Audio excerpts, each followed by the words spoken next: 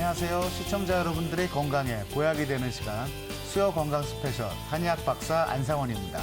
안녕하세요. 치의학 박사 정유미입니다. 오늘도 건강과 질병에 관한 다양한 정보와 시청자분들을 위한 1:1 맞춤 상담이 준비되어 있습니다.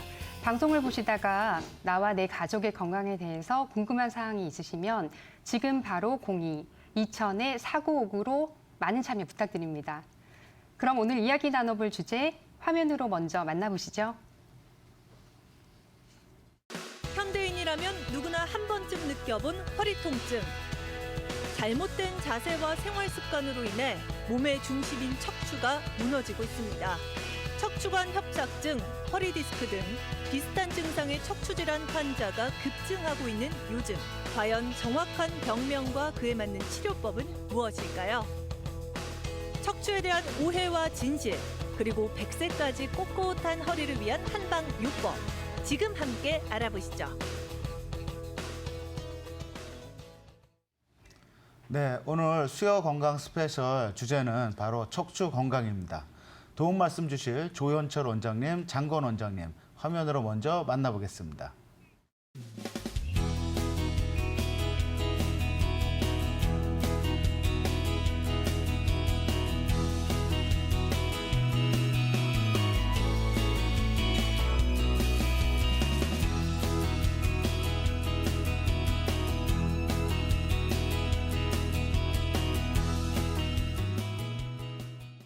네, 안녕하세요. 안녕하세요. 사무 업무나 운전 또 컴퓨터 같은 일상적인 생활에 있어서 척추 또 허리에 부담을 많이 느끼시는 경우들이 많고요. 그로 인해서 허리와 척추의 통증을 호소하는 환자분들도 점점 증가하고 있다고 하죠. 그렇죠. 국내 허리 디스크 환자가 무려 200만 명을 육박했다고 하고요. 척추 수술 건수도 2014년 기준으로 15만 5천 건에 이른다고 하니까 10년 전보다 31% 정도나 증가했다고 하거든요. 척추 질환이라고 하면 저는 허리 디스크 정도만 생각하고 있었는데 실제로 보니까 굉장히 많은 다양한 병명들이 있긴 하더라고요. 장건 원장님, 한의원에 내원하시는 척추 질환 환자분들은 비율이 어느 정도나 되고 있나요? 한의원에 내원하는 동통 환자의 많은 부분들이 요통 환자입니다. 척추 질환 중 요통은 국민의 한 80%가 아주 심한 요통을 한 번씩은 경험하게 됩니다. 특히나 척추 질환 진료 건수 2014년에 보면 1260만 건으로 약 인구의 4분의 1 정도가 척추 질환으로 진료를 받았습니다. 특히나 허리 디스크 같은 경우는 2010년에 161만 건에서 2014년에 196만 건으로 35만 명이 증가됐고 22%나 증가됐습니다. 또 50대 이상 같은 경우에는 이제 허리 디스크보다 척추관 협착증 진료 비율이 높아져서 2010년에는 84만 건에서 2014년에는 131만 건으로 허리 디스크보다 약 11만 건 더 많게 진료를 받고 있는 실정입니다. 네, 생각보다 요통과 허리 디스크 환자분들이 상당히 많으신 것 같은데요. 일단 병원에서 허리 디스크 진단을 받게 되면 보통 수술을 많이 권유를 받게 되시는데요. 많은 분들이 과연 이 허리 디스크를 수술을 해야 되는 것인지 또는 수술을 하지 말고 다른 보존적인 치료를 해야 될 것인지에 대해서 고민들을 많이 하시는데요. 조현철 원장님, 이런 경우에는 어떻게 해야 되는 걸까요? 네, 최근 허리 수술이 좀 많아지게 된 배경을 잠깐 먼저 설명을 드리면, 이제 엑스레이라든지 CT라든지 MRI가 개발되고 발전되는 것을 통해서 허리의 근본적인 원인이 무엇인가를 쫓아가다 보니까 결국에는 수술적인 방법들로 좀 흐른 것 같습니다.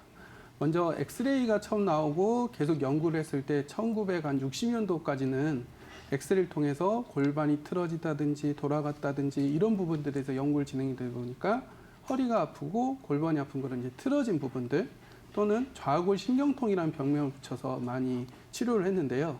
그 후로 CT와 MRI가 발명이 돼서 허리 디스크라든지 아니면 신경에 대해서 관찰을 했는데 디스크가 튀어나와서 신경을 누르는 거를 관찰해 보니까 이것이 허리나 다리 쪽으로 신경마비라든지 통증을 야기시킨다라는 연구가 나와서 그때부터 디스크 수술이 좀 각광을 받고 특히 우리나라 같은 경우에는 1999년도 또 2000년도 넘어갔을 때 척추 전문 병원들이 이제 본격적으로 도입되면서 그때에 비해서 지금은 거의 수술 건수가 한 10배 정도 늘었습니다.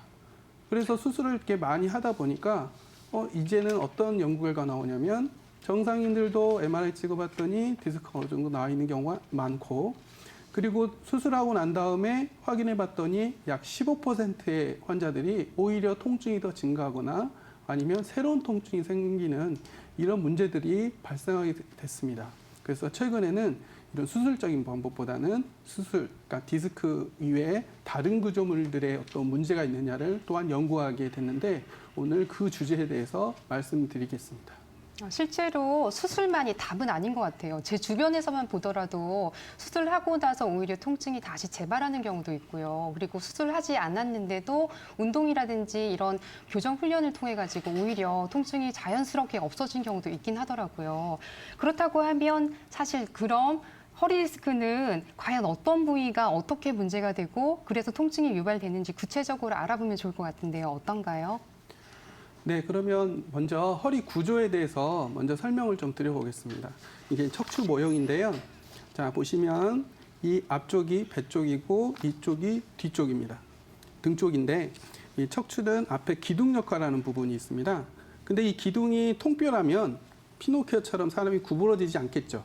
그래서 조물주가 튼튼하게 체중받는 척추뼈와 약간의 움직임이 있는 디스크, 이렇게 차곡차곡 연탄, 보일러에 올라오는 연탄처럼 쌓아놨는데 이게 좌우로 움직일 수 있게 만들었습니다.